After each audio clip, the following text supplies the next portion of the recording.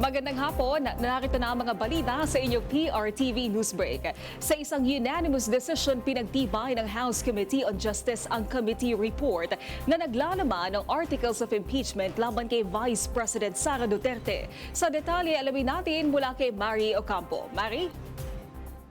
Naomi, umabot nga sa 55 mambabatas ang sumuporta sa pag-aproba ng committee report ngayong Lunes sa huling pagdinig ng House Justice Committee para sa mga reklamo ng impeachment kay Vice President Sara Duterte. Ayon kay Committee Chair Jervil Luistro, nakabatay ang desisyon sa mga ebidensyang nailahad sa mga nakaraang pagdinig. Nauna nang nakita ng komite ang probable cause ng mga reklamo matapos ang mga linggo ng pagdinig at pagsusuri ng mga dokumento at testimonya. Ayon sa komite, ang mga ebidensya ay umabot na nga sa constitutional level upang ipagpatuloy ang impeachment process. Matapos aprobahan ang ulat, ipapasa na ito sa House Plenary kung saan pagdedebatihan at pagbobotohan ng buong Kamara kapag nakakuha ng sapat na boto na hindi bababa sa 1/3 ng mga miyembro. Ipapadala ang articles of impeachment sa Senado na siyang maglilitis na sa kaso. Ayon kay Bicol Saro Representative Terry Ridon, pinakamaaga na raw ang posibilidad na pagsumite ng articles of impeachment sa plenaryo bukas Martes, habang inaasahan na gaganapin ang botohan sa susunod na linggo. At yan muna ang ulat mula rito sa Batasang Pambansa. Ako si Mari Ocampo ng PRTV News, nagseserbisyo para sa Pilipino. Maraming salamat, Mari Ocampo. Kahit hindi pa naiaakyat sa plenaryo ng Kamara, all systems go na ang Senado na mag-convene bilang isang impeachment court. Alamin pa natin ang detalye mula kay Angela Babat. Angela. Naomi, iakyat man o hindi ay handa ang Senado sa posibleng pag-transmit ng Kamara sa kaso ng impeachment laban kay Vice President Sara Duterte. Ayon yan kay Senate President Vicente Tito Soto III.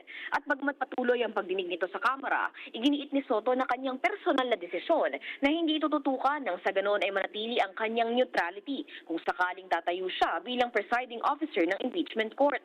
Bukod pa rito, nauna na rin iginiit ni Soto na patuloy ang kanyang paghahanda sa pamamagitan ng pagkonsulta sa iba't ibang mahistrado, abogado at maging sa iba pang impeachment professionals na nagsilbi noong panahon ng impeachment ni dating Pangulong Erap at dating Chief Justice Renato Corona. Inihahanda na rin ng Senado ang logistics at iba pang preparasyon katulad na lamang ng pagsasaayos ng live streaming at public viewing. Posible ring magtalaga ng spokesperson ng impeachment court na maaaring hindi magmula sa loob ng Senado. Ito ay dahil sa oras na magsimula ang proseso, hindi na maaaring magbigay ng personal na pahayag ang mga senator judges. Bukod kay Soto, naghahanda na rin si Senate President Pro Tempore Panfilo Lacson sa pagtayo bilang senator judge. Iginiit niya na kasalukuyang may 27 million pesos na budget mula sa 2025 GAA na hindi nagastos sa impeachment noong nakaraang taon at maaaring gamitin ngayong 2026. Patuloy namang hinihimok ni Soto at Lacson ng iba pang senador na maghanda habang pinapanatili ang impartiality. At yan muna ang latest mula dito sa Senado. Ako si Angela Babad ng PRTV News, nagseserbisyo para sa Pilipino. Maraming salamat, Angela Babad. Mai-impeach ba si Vice President Sara Duterte?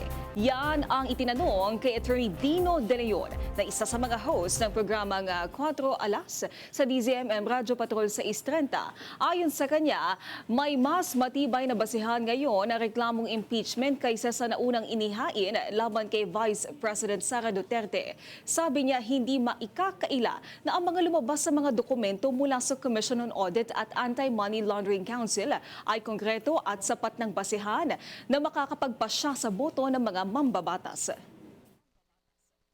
May impeach ba, ha? May impeach ba yung tanong ninyo? Ang sagot lang dyan, tingnan natin ebidensya. No? Last year, based sa mga accusations, 215 na yung bumoto. Ngayon, yung ebidensya, mas malinaw. Kaya dapat mas dumami, di ba? Yung pumirma sa articles of impeachment. Ano ba yung palusot nila dati? Ang palusot kasi nila dati, meron nga COA clearance. Wala na ngayon yan. Wala na. Pinababalik ng personal kay Sara Duterte yung 400 plus million, ha? Na mali yung paggasta sa confidential fund. So, napakalinaw niyan. And the findings of the COA, dahil may expertise sila sa audit, enjoy the presumption of regularity. Anti-Money Laundering Council report. Hindi nagsisinungaling ang numero. Hindi nagsisinungaling ang datos. At kahit si Sara Duterte mismo at kanyang mga abogado, hindi dinedeny yung laman. Doon sa pangatlo, sa SALN. Sinabi na ng High Court of Impeachment mismo sa kaso ni Corona na pag hindi mo dinedeklara ang mga yaman mo sa SALN, impeachable yan. Yun ay Diba?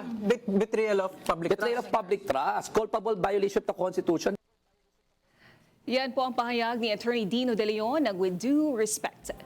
Imiwungkahi ni Senate President Vicente Soto III sa Senate Ethics Committee ang pagpapadala ng show cause order kay Senator Bato de la Rosa para pagpaliwanagin sa kanyang patuloy na pagliban sa mga sesyon sa mataas sa kapulungan. Ayon kay Soto, kailangang sumagot ni de la Rosa kung bakit hindi siya dapat patawan ng parusa sa kanyang pagpapaubaya umano sa tungkulin.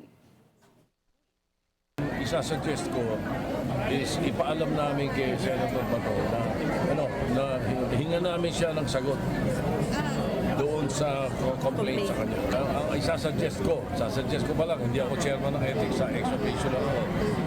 Isasuggest ko na hingan si Senator Bato ng explanation. Patang kumbaga sa show cause why we should not follow or give in to the complaint. At yan ang mga balitang nakalap ng inyong PRTV Newsbreak. Live kami sa free-to-air Beam Channel 31, Signal Channel 31 at sa YouTube. Tumutok din sa aming social media accounts sa Instagram, Facebook at TikTok sa @PRTV Prime Media. Ako po si Naomi Tiburcio. Magandang hapon.